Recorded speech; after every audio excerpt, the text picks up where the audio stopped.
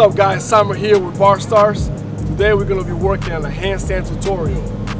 This will be video 1 of a 5 to 6 handstand series where we're going to be touching on everything from the basics to the most advanced parts of handstands.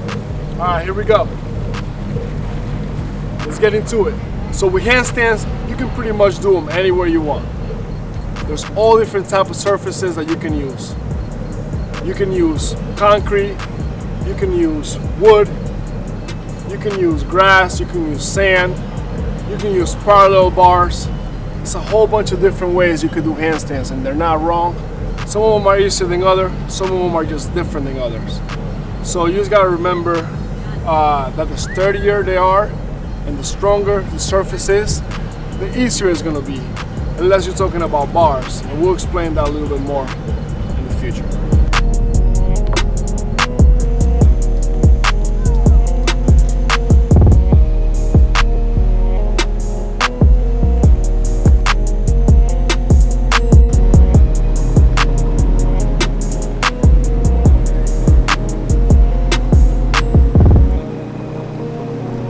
Some of the things about surfaces that you're gonna know once you start doing handstands is that a lot of it is on the feeling. If you do a handstand on a place like wood, it's definitely gonna be a little more slippery. You're gonna feel the feeling on your fingers. It's not gonna be as grippy. If you do a handstand on a place like cement, you're gonna feel the difference. It's gonna feel better. You're gonna feel like the little rocks kind of grabbing on your fingers. If you do a place like grass, although it's very grippy, it's also not very sturdy, right? It's not very straight. It kind of, your hands kind of dig in a little too deep sometimes. So that makes it a little harder. You really have to have a good grip on there. Sand, obviously, you sink, right? Your whole hand will sink through. So that makes sand probably the hardest one out of all of them.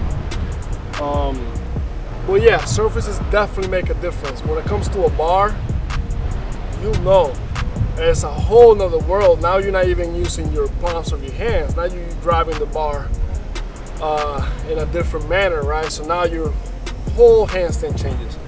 So surfaces are a big deal. You definitely want to start somewhere that's comfortable for you. Rug is pretty good as well. I would probably start in cement or grass if I was anyone starting.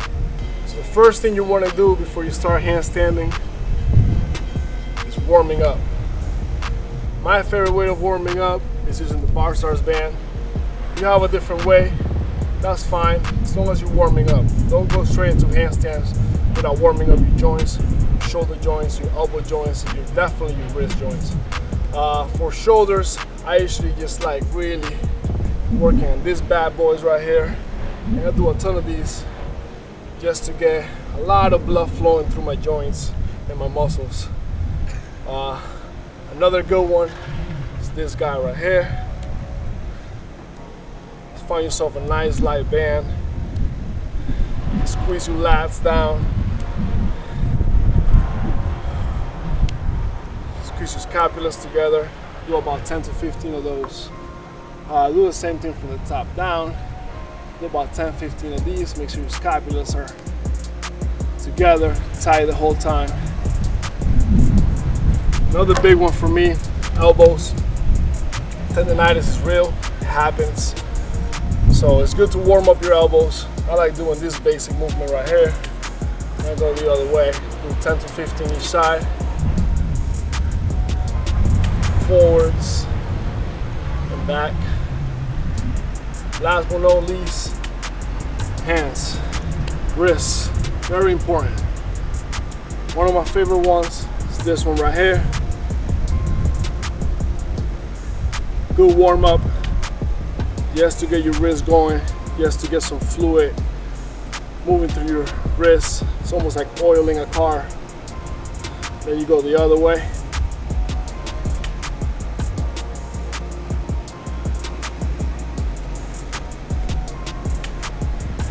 Here it's almost like we're splashing water in someone's face, right? Let's do about 10 to 15 of those.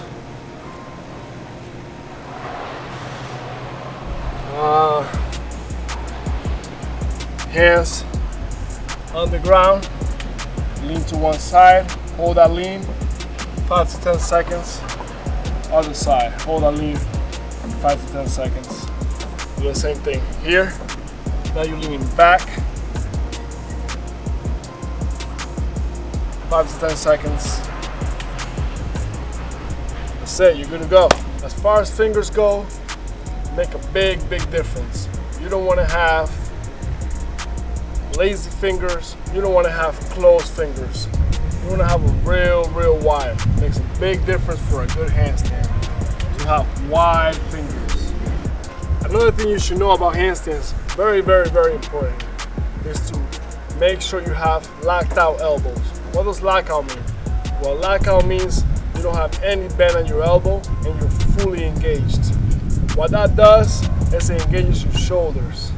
When your shoulders are engaged, now you're using the strongest part of your body to do a handstand, or I should say the strongest part of your upper body to do a handstand. If you do a handstand with bent elbows, you most likely, if you're not strong enough, you could just hit right on your head. It's not going to be a good look. Always lock out your elbows. Very important. Get into a good habit. Don't get into the bad habit of having broken elbows. Alright, so now that we know about where to place our fingers, we know about locking our elbows, and we know about surfaces. Now it's time for you to learn how to kick up to a handstand. This doesn't necessarily mean that you have to kick up to a complete handstand. This is just the basics of learning how to kick up to it. Basically, repetition. Eventually, you'll be able to kick up to a handstand, right? So right now, we're just gonna learn the very basics of it. We're breaking everything down, little by little. Shoulder width apart, fingers very wide, and kind of get into a stance of a runner stance, right? So runners get into this type of stance right here, like before they're about to take off. Whatever foot feels comfortable to be in front should be the one to be in front. For me, I'm right-handed, and I use my right foot in front, right?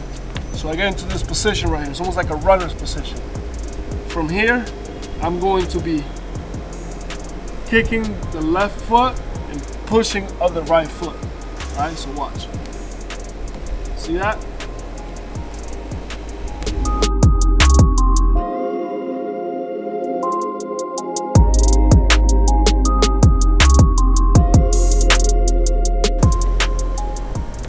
Also, another thing that's very important is whatever foot leaves the floor last should be the first one to come back in, right? So my right foot is leaving last, touching the floor first. So basically what you don't want this, right? You don't want that. So as far as kick-ups go, everyone is different, how long it takes for you to learn. Basically, you want to stay on that small little kick up until you feel comfortable enough to go a little higher. Maybe to get your feet closer to the top to a handstand. You don't really got to go to a handstand yet. It'll come in time. First, you want to get comfortable. Second, you want to gain the confidence to do a handstand other than just a smaller kick up. It'll take time. Be patient with yourself, but be consistent. Number one thing, consistent. If you really want to learn handstands, you got to do them every day. Every single day. Alright, so now you're comfortable, you feel confident, you're ready to take that next step. It's been a few weeks of you working on that smaller kick up. You feel stronger, your shoulders feel stronger. So now, let's get to the next part. For this, you're going to be still kicking up, but you are going to be touching your toe to your other foot on top of that kick up. So I still want for that last foot that left the ground to come back down first. That's very important. But now you're just touching on top. What this does is it allows you to hold that kick up for a little bit longer. And I'll show you how it's done.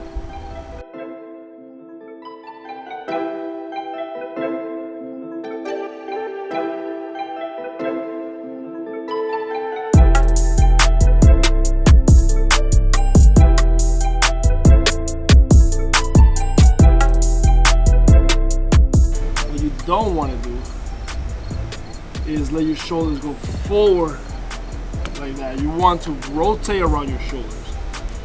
Rotate around your shoulders, right? You don't want to go forward because you're going to fall. Why? Because when you lean forward this much, where your shoulders are in front of your wrists, you no longer have as much strength as you would if you were right on top of each other. If everything was lined up perfectly straight, everything is strong, you have a strong base. Now, here, look, my base isn't strong anymore. Now it's all shoulders trying to hold my whole body. Your elbows are gonna bend and your head is gonna hit the floor. So, you wanna rotate around your shoulders. You don't want to rotate and move forward at the same time. Rotate around your shoulders. Don't rotate and move forward at the same time because you will fall. So you've been doing your kick-ups now for some time. You feel confident. You're ready to move on to the next step. Well, it's simple. Your next step is just to get to a wall and do a handstand on the wall. If you are confident enough, if you're ready, then go right ahead and do it. Don't kick up too hard, then you're gonna break the wall. But other than that, there's really not much to it. If you have been doing all the movements that I talked about and you master all of those already, then you should be ready to do a handstand on the wall for sure. From then on, all I want you to really do is just work on that all the time. Time yourself and see how long you can hold a handstand on the wall. Always lock out your elbows. If they bend a little bit, you're done. That timer stops, right? So always have good form. Work on that handstand wall. Once you're done with that and you feel confident enough to move to the next step, we will have another video out for you. So your work isn't done yet. Now you're able to do a handstand on the wall. You've been doing it for a while. You feel confident. Well, we have another video coming for you. It'll be out very soon, and it'll be at the next part of this video. All right, it'll be a continuation of it. So wait on that. Watch. If you have any questions from here to then, ask them down here in the comment section. Subscribe to Bar Stars, and always remember, never make things easy, right? Easy is no good. So basically now, you just gotta work on your handstand. Get to a wall, see how long you can hold your handstand, put a timer on, try and hold it for a minute, 30 seconds, doesn't matter. Consistency is the key. Do them every day, handstands every day. Promise you, when I see you again, you're gonna be a master already. Bar Stars.